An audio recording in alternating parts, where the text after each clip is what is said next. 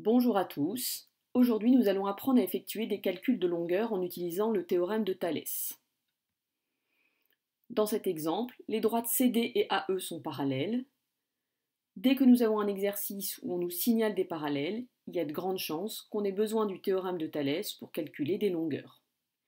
Ici, on nous donne également les longueurs de certains segments. Je vous conseille d'indiquer ces longueurs sur la figure. Comme nous l'avons vu précédemment, pour utiliser le théorème de Thalès, nous avons besoin de droites séquentes et de droites parallèles. Ce qui donne ici AC et ED sont séquentes en B et CD et AE sont parallèles. Ensuite, on cite le théorème et on écrit les trois quotients égaux.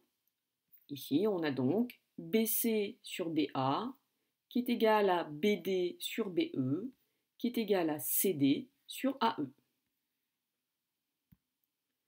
Dans un second temps, on va remplacer les lettres par les longueurs connues. On remplace donc BC et BA par 5,4 et 7,2, puis BE par 8,8, et pour finir, CD par 4,8. Pour calculer BD, on repère le quotient qui comporte la longueur BD, et le quotient dont les deux longueurs sont connues, ici le premier. On va donc utiliser les deux premiers quotients, puis le produit en croix, afin d'obtenir BD égale 5,4 fois 8,8 divisé par 7,2. Et avec la calculatrice, on obtient BD égale 6,6 cm.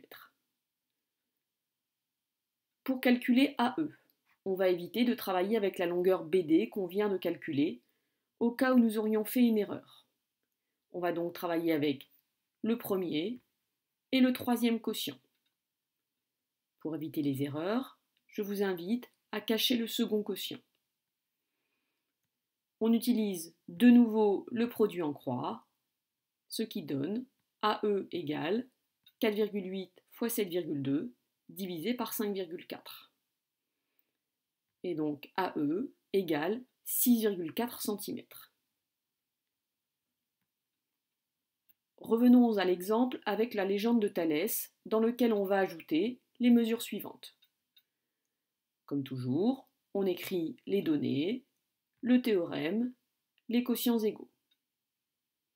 Ensuite, on remplace les lettres par les mesures données.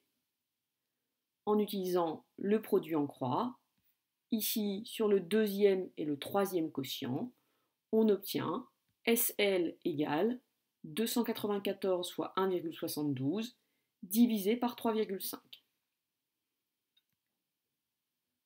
SL est donc égal à 144,48 mètres. La hauteur de la pyramide est donc d'environ 144 mètres.